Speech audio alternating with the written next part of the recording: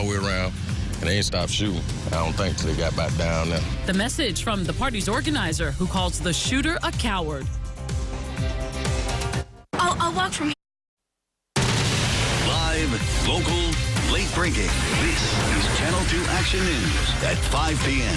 Coverage you can count on. Breaking news, prosecutors are fighting to get a well-known attorney accused of shooting and killing his wife thrown back in jail.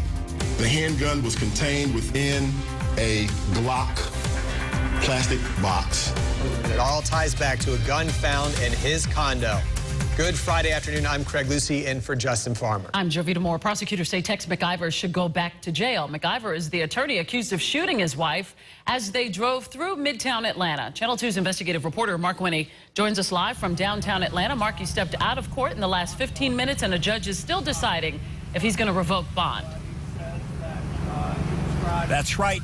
Hearing started, I'd say, less than an hour ago. A lot going on in court today. Now, we reported earlier today that we were told a hearing was set on a motion by the Fulton County DA's office to revoke Tex McIver's bond based on an allegation a gun was found in his condo in violation of the conditions of his bond.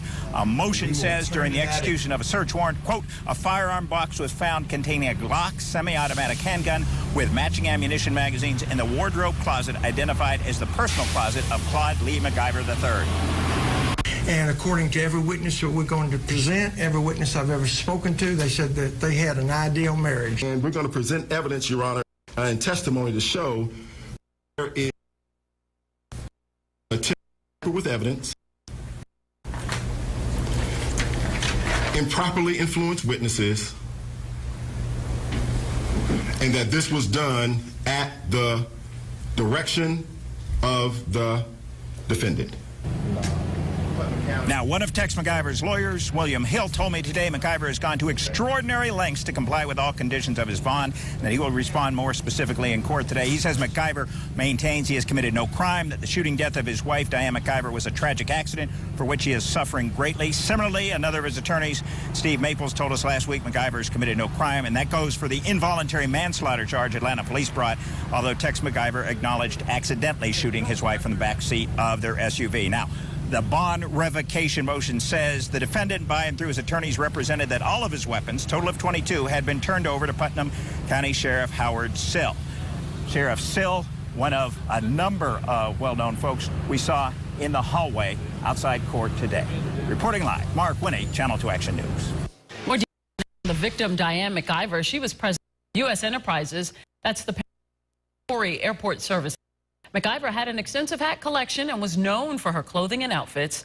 Just weeks after her death, her husband held an estate sale of more than 2,000 items from her wardrobe. New developments in a triple shooting that injured 2 children at a block party when the gunman opened fire on a bounce house. This afternoon, police are still searching for the suspects. Channel 2's Tom Regan is live at Children's Healthcare of Atlanta at Eggleston. And Tom, a 5-year-old girl is in critical condition right now.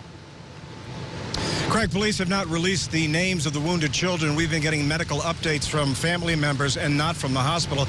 A witness to this shooting last night in the city of South Fulton told me it was absolute pandemonium when an SUV rolled into the neighborhood and men inside opened fire. You will come to a neighborhood and you shoot kids. Kendrick Veal told me he organized the bouncy house and barbecue block party for kids in this South Fulton neighborhood. About 100 turned out, more than half of them kids. Early Thursday evening, an SUV with 3 men inside drove around the crowded circle. Words were spoken, and then gunfire and chaos among family and children. When they seen them scatter, all us looked, and then that's when da, da, da, da, da, da, da, and they rode all the way around, and they ain't stopped shooting. I don't think till they got back down there. We found some of the empty shell casings, more than 40 rounds fired, some from a long gun. Kendrick says he saw it. It was an assault rifle. He was hanging out the window with it. He believes the gunman deliberately fired at the bounce house, wounding a 3-year-old boy and a 5-year-old girl. A mother of one of the wounded, frantic. When she went in the jump, all you seen was come out with her baby, screaming. Deanna Titus's 3-year-old grandson, Lawrence, was shot. They were playing in the bounce house, and next thing you know, you hear all these shots. And My grandson was shot in the back. The gunman also fired a bullet into a house. The owner says it went through and into a wall. Kendrick told me those behind the attack on the children have no morals. That's a coward act. No, I don't care if you consider yourself a gangster or whatever. The police have not yet released a description of the gunman's vehicle. Earlier, I spoke with a leader in the city of South Fulton who told me he's going to ask the public's help to catch these shooters. That part of the story coming up on Channel 2 Action News at 6.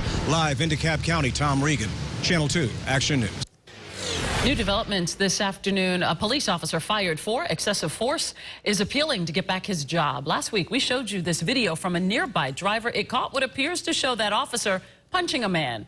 Channel 2's Lori Wilson sat down with the former sergeant's attorney this afternoon. Lori?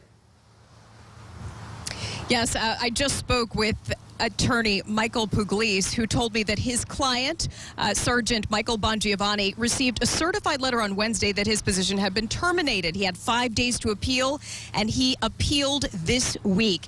We want to show you that video again that went viral and led to the firing of the two officers involved. Sergeant Michael Bongiovanni, Master Officer Robert McDonald, both let go for what was seen as excessive force in this video. This video taken after officers stopped Demetrius Hollins for a traffic violation. Sergeant Bongiovanni again filed his appeal this week to get reinstated to the force. His attorney, who I spoke with just a few minutes ago, told me his client has been encouraged by many others in the law enforcement community to appeal his firing, and his client is confident because he followed procedure taught by the Gwinnett County Sheriff's Office that he will get his job back. And all we ask is that there's not this rush to judgment, but that there is this just momentary pause. Again, we're not asking the public not to question any public servant's actions. They should be. So now we are just awaiting a date for Officer Bongiovanni to go before the merit board. It's a 5-person merit board. Of course, we will continue to follow this story and let you know what happens. Live in Gwinnett, Lori Wilson, Channel 2 Action News. It is really warm out there, and you could see some rain this weekend. Meteorologist Brad Nitz is live in Severe Weather Center, too. Very likely to have some showers and some thunderstorms all across metro Atlanta and North Georgia for part of the weekend. As we head into the weekend this Friday evening, though, lots of sunshine, just a few clouds out there, and it is warm.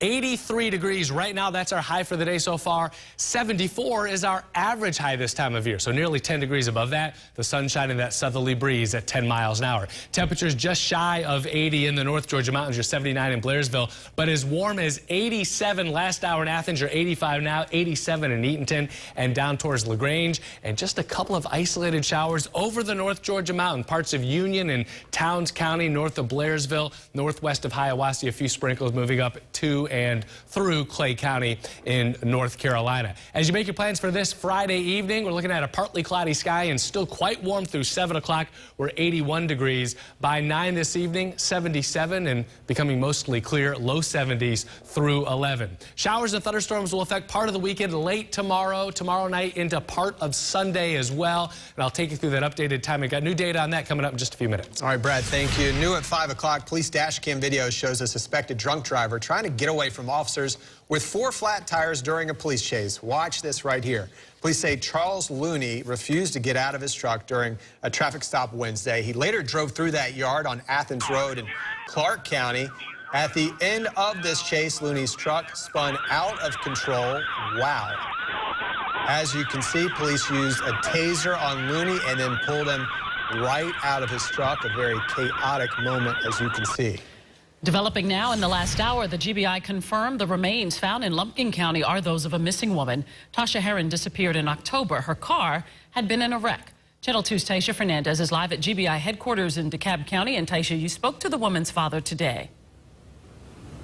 And when I spoke to him on the phone earlier this afternoon, the medical examiner was still trying to figure out if the remains were his daughter or not. I called him once it was confirmed. He didn't answer, but I'm sure he's grieving his daughter right now. The previous searches that we've conducted were smaller searches. GBI official Nellie Miles explained why it took 6 months to find Tasha Heron, a 36-year-old mother of 3 who disappeared. Police said she vanished on October 7th, 2016, while driving from Gwinnett County to Blue Ridge in Fannin County. Her father found her vehicle in a ravine near Highway 129 in Lumpkin County. It was clear it had been in a wreck. Since then, investigators have been looking for Heron. They just found her remains Thursday, and Friday, the medical examiner confirmed the identity. Miles said there were 12 searches prior to finding the remains, so I asked her what made the difference. This search was more expansive, so you had a larger territory. There was one piece of evidence that made investigators believe the remains were that of Tasha Heron. That rapid response team found a boot that's actually the mate to the boot of Tasha Heron that was found very near to the vehicle after the accident. Friday afternoon, I spoke to Heron's dad on the phone while the medical examiner was still trying to identify the remains. When I called him again after the confirmation, he didn't pick up. The family is grieving after receiving this horrible news. The family was hoping they would one day find Tasha Heron alive. They said they would have never stopped looking for her until they found her. We're live outside the GBI headquarters in DeKalb County. Taisha Fernandez, Channel 2 Action News. Developing this afternoon, a mother says that she has lost all respect for a school district after her son drowned on a school trip. I'm thinking it takes seconds to extend your hand and pull someone up. So there were multiple opportunities to save him. For the first time, we are seeing this video of 14-year-old Tamari Jackson moments before he went underwater last year. He had a small camera mounted on his head in Belize. Tamari's mother says that he was everything to her. Her urgent warning for others coming up in about 10 minutes. Happening now, there is traffic gridlock near the I-85 collapse site, and drivers are running into rush hour delays. Here's a live look now as crews work to rebuild this section of I-85 that collapsed last month near Piedmont Road in northeast Atlanta. Crews have been placing new beams this week. They have a June 15th deadline to finish the work, which could happen ahead of schedule. A family stunned, a former bank teller accused of stealing from a customer. She ought to be punished to the full extent of the law. New at 5, the way police say she took thousands of dollars. Warm and dry to start the weekend, but I'm tracking a cold front. I'll show you when showers and storms will move through and when our temperatures will drop. Coming up. Beer found in a high school student's car. Now he's expelled. We don't want to see this to happen to another child. New at 5, the reason his mother says the school policy is outdated. Live next. New developments, a Carroll County mother is hoping her son's expulsion from school will be overturned. School officials found 5 unopened cans of beer in his car. Channel 2's Matt Johnson is live at the Carroll County Board of Education. And Matt, she says it's her son's first offense. Her complaint is that an expulsion is too extreme a punishment for a first-time offense. Now one school board member says changes are coming. Now the mother's son says he left the beer on his car floorboard and it was left there after a party. We were all shocked. We were. Peggy Robinson says her 18-year-old son never had any disciplinary problems at Bowden High School before March 22nd. That's when Carroll County school officials found 5 unopened beer cans in his car during a parking lot drug sweep. He owned his mistake, and that's what I've always taught my children, to own their mistakes. She says that first and only mistake led to his expulsion from school. Robinson doesn't want to identify her son, but she says he was a 2-time captain of the school baseball team. The kids are still on the baseball field, and he's not allowed to be on school property now. I've reviewed the district code of conduct that classifies alcohol possession as a level 3 offense, along with sex offense and homicide. It states all level 3 offenses are grounds for suspension or expulsion. It's like kicking them to the curb and knocking the wind out of their sails. School board member Bart Cater told us Thursday night the board directed the superintendent to review code of conduct policies. I feel that there are some punishments that need to be maybe tiered and not just one size punishment fits all. Robinson's appeal led to this review, and she hopes similar mistakes in the future don't lead to expulsion. I just believe that they're going to do the right things here. I really do. Now, I compare this code of conduct with others in nearby school districts. I'm putting together the differences between some of them for Channel 2 Action News at 6. Live in Carroll County, Matt Johnson, Channel 2 Action News. A man is accused of swindling an elderly woman out of millions of dollars. He's in jail this evening. Sandy Springs police say Mabasha Nakiro told the 83-year-old woman that he was a financial planner. His LinkedIn page claims that he was an accounting or has an accounting background. Police say that he often texted the woman for money. The woman called police when she didn't see any returns. It's very sad to take advantage of a woman like that, but there are some bad people in our society. Police say that he spent all of the woman's money. Police say a person hallucinating led to some tense moments inside a Douglas County bank. Douglasville police sent us these pictures. They were called to a Wells Fargo bank today. Officers arrested one person there who they say was under the influence of drugs. They charged that person with a misdemeanor. New at 5 o'clock, nearly 1 in 5 workers at Cobb EMC is out of work after 2 days of layoffs. 80 jobs were cut. Channel 2 consumer investigator Jim Strickland is in Cobb County, where he learned workers had to leave without some of their belongings. The EMC says the layoffs are an effort to streamline and save $8 million. But they're also making an effort to deal with rumors about the security taken while it happened. Safety's always been a priority for our company, and we wanted to make sure that our members and all of our employees were safe. EMC spokesperson Leslie Thompson says supervisors walked employees to their cars, dispelling rumors that Cobb County Police escorted those who'd been cut. A police source says an extra officer was on campus just in case. I was kind of like a criminal. EMC activist member Pat Henry says she's been through it during a state government layoff. She feels for employees who were put off. Why would you have employees that you can't trust in the first place? You know, why do you have to have the police involved? The EMC admits it was a difficult time, the culmination of a 5-year effort to cut costs and heighten efficiency. The utility is quick to add, during times when power is threatened, the job cuts will not mean crew cuts. All of these plans were made to make sure that members will not see an impact in reliability or the quality service that they've come to expect. Laid off employees will get 2 weeks' pay for every year of service and a year of health coverage. They do have to sign an agreement not to disparage the company. I asked if more employees should be nervous. Are you done? You know, like any business, we're going to have to continue to assess things moving forward, but we don't anticipate anything of this magnitude.